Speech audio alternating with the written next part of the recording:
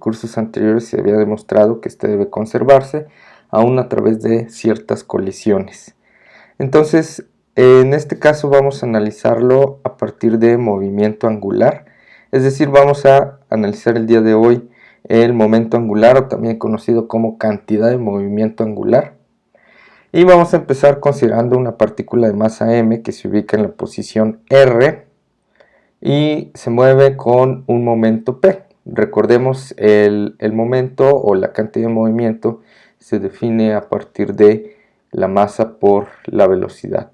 Masa por velocidad. Bien, también podremos reexpresar la segunda ley de Newton en una forma en la cual, si nosotros conocemos la fuerza neta, es decir, la sumatoria de todas las fuerzas vectorialmente, le voy a poner aquí net para poder estar hablando específicamente de la resultante de todas las fuerzas vectoriales que actúen sobre él, y últimamente le va a estar dando una cierta fuerza en alguna dirección que esté provocando su aceleración.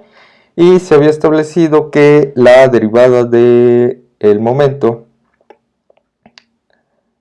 es decir, de P con respecto de T, es igual a esta fuerza neta. ¿Qué significa esto? Es como una redefinición de la segunda ley de Newton, en donde si tenemos un cambio en el momento, tenemos una fuerza aplicada, o viceversa. Si aplicamos una fuerza, habremos tenido un cambio en la cantidad de movimiento. ¿Qué significa un cambio en la cantidad de movimiento? Pues un cambio en la velocidad, por supuesto. O bien un cambio en la masa, pero eso no es muy probable en nuestros sistemas en los que pues no tenemos entrada y salida de masa. Entonces, si nos referimos a un cambio en el movimiento, es que tenemos un cambio en la velocidad de forma vectorial, es decir, puede conservar su rapidez pero cambiar de dirección. Esto representará, por supuesto, haberse aplicado una fuerza, o bien, como ya lo dije, de forma contraria. Si nosotros aplicamos una fuerza, podemos ser capaces de cambiar la velocidad en sentido vectorial. Bien, entonces, ¿qué pasa si nosotros hacemos el producto cruz de R cruz F? En ese caso tendremos de algún modo una forma de representar el torque, como ya lo habíamos representado. Entonces voy a hacer aquí simplemente el producto cruz de R cruz F, es decir, de esta fuerza neta. Simplemente estoy haciendo un producto cruz dentro de esta misma ecuación. Producto cruz de la fuerza neta, por supuesto vectorialmente, y esto va a ser igual al producto cruz R cruz la derivada de esta derivada, es decir, la derivada del momento traslacional de P, que también es un vector, con respecto de T. Muy bien, entonces sabemos que esto a grandes rasgos pues es igual al torque, ¿no? Entonces podemos decir que esto es simplemente un torque, que si bien ya lo habíamos definido como un torque neto, porque puede haber un montón de fuerzas que actúen sobre la partícula, y pues aquí vamos a tener un torque neto. Por eso es que especifico aquí sigma tau, para no perder de vista el hecho de que puede ser a partir de ciertas fuerzas aplicadas. Bien, pero podemos redefinir esto a partir de una definición del producto cruz de una derivada, que bien, analíticamente es un poquito extenso la comprobación. Sin embargo, esta parte de la igualdad la podemos reescribir de la siguiente forma, es decir, más o menos como la regla del producto para las derivadas, pero un poquito distinto, ¿no? Entonces esto va a ser igual, esta parte de la igualdad va a ser igual a la derivada de R con respecto de t cruz p sin derivar más r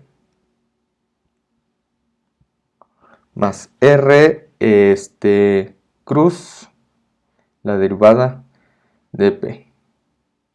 Si se dan cuenta, es muy similar a lo que se hace en la derivada de productos, en donde es la derivada del primero por el segundo más el primero por la derivada del segundo. Aquí es bien importante el orden, porque recuerden que el producto cruz sí depende del orden de los factores, entonces es bien importante conservar el orden.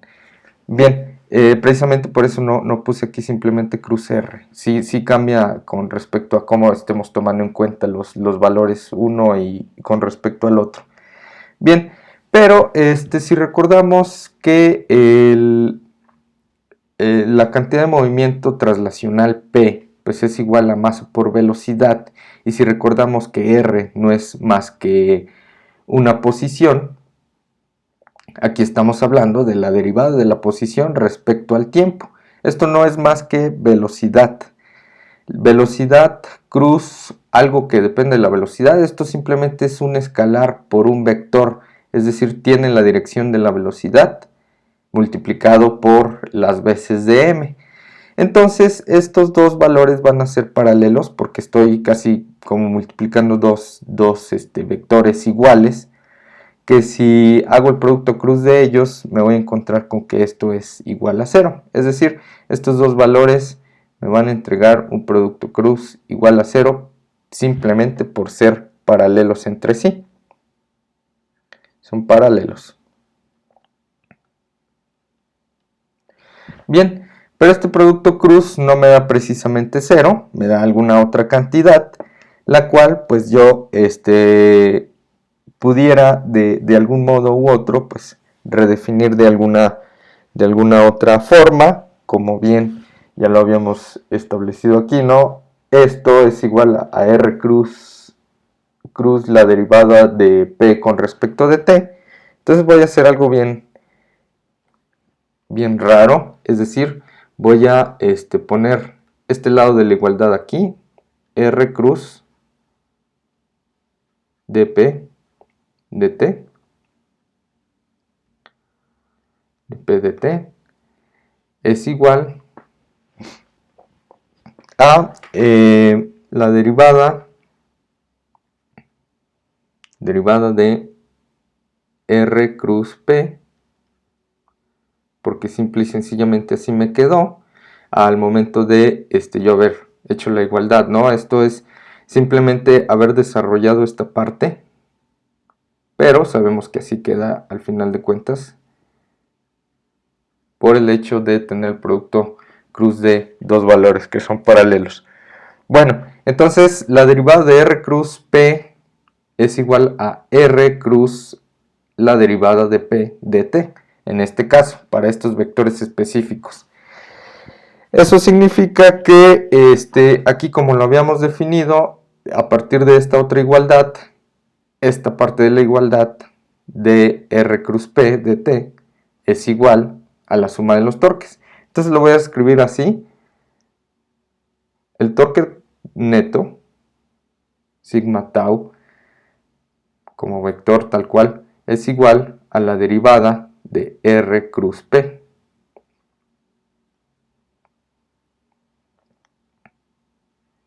La derivada de R cruz P. Y bien, entonces yo, si recuerdo un poquito acerca de las cantidades traslacionales y angulares, pues en el caso de, por ejemplo, la longitud de arco, aquí recordando un poco, la longitud de arco S era R teta. Por ejemplo, la velocidad traslacional la podía yo calcular a partir de R por omega. Y en este caso es muy similar. Si yo redefino lo que está aquí adentro de esta derivada, al final de cuentas nosotros habíamos dicho en un principio que el torque era muy análogo a lo que es la fuerza. La fuerza, en términos de la cantidad de movimiento, es la derivada de la cantidad de movimiento con respecto de t. En este caso, el torque, que es análogo a la fuerza, es la derivada de una cantidad con respecto de t. Quiere decir que a grandes rasgos, esto que está aquí adentro del paréntesis es el momento angular. Momento angular. Es decir, es algo que si yo lo derivo, voy a obtener la parte de lo que es el análogo a la fuerza. Es decir, de algún modo u otro esta ecuación que es angular, es el análogo a esta ecuación que es de una forma traslacional. Esto, si lo definimos como momento angular, pues entonces vamos a definirlo a partir de la letra mayúscula L. Es un vector, desde luego, al ser un producto cruz, y se define mediante el producto cruz del vector de posición R y su cantidad de movimiento lineal P. Bien, entonces esto es lo que nosotros definimos como cantidad de movimiento angular, y es precisamente lo que tenemos aquí arriba, ¿sí? R cruz P, que si lo derivamos vamos a obtener el torque o la torca o el momento de torsión también se le conoce, y a grandes rasgos es como multiplicar R por algo, por la cantidad traslacional, y es precisamente eso lo que lo hace análogo a una cantidad traslacional, al igual que como lo hicimos para las cantidades de cinemática. Nada más que aquí se vuelve un poquito más complejo porque ambas son cantidades vectoriales, pues utilizamos el producto cruz. Entonces, si nosotros decimos eso, la suma de los torques, sigma tau va a ser igual a la derivada de esta cantidad vectorial L, que es el momento angular, con respecto de t. Bien, ¿y qué se había dicho anteriormente del momento angular traslacional? Este se debe conservar en cualquier momento. Es decir, si yo tengo un objeto que se mueve a través de una trayectoria circular,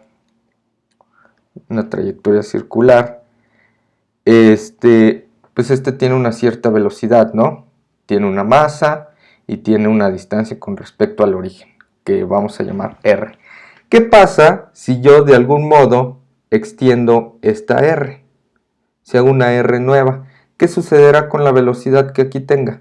Si r es más grande, para que se conserve la cantidad de movimiento angular, pues entonces esta velocidad tiene que verse disminuida, ¿sí? Si yo aumento esto, es decir, aquí voy a tener una menor velocidad.